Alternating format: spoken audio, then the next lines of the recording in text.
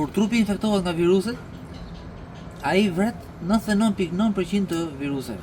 Domethënë nga miliona viruse, ai vret gati të gjithë viruset. Por ato që ngelin, ato infektojnë qelizat.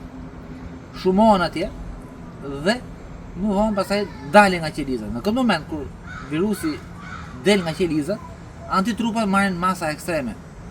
Dhe në zonën ku dalin viruset, antitrupat vrasin jo vetëm viruset dhe qelizat e infektuara, po dhe gjithë qelizat e tjera rrotull, me qëllim që të sigurohen mirë që ja kanë pastruar mirë vendin.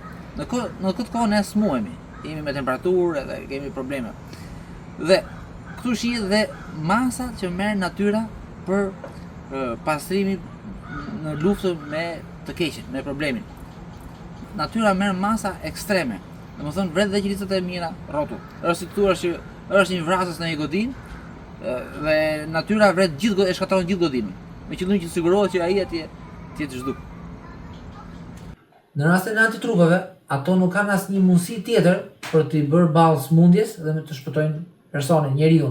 Kurse në rastin e njerëzve, njeriu ka shumë mundësi tjera. Normalisht ka inteligjencën, ka ligjet, ka rregullat, ka metodat e edukimit, ka shkollën, mësimdhënien, ka shumë mënyra për të bërë ballë atij armikut atje, për atij një personit negativ, me qëllim që të shpëtojë dhe njerëzit rrotull. Nuk ka pse të shkatërrojë komplet pallatin, sepse është një person i dëmshëm atje.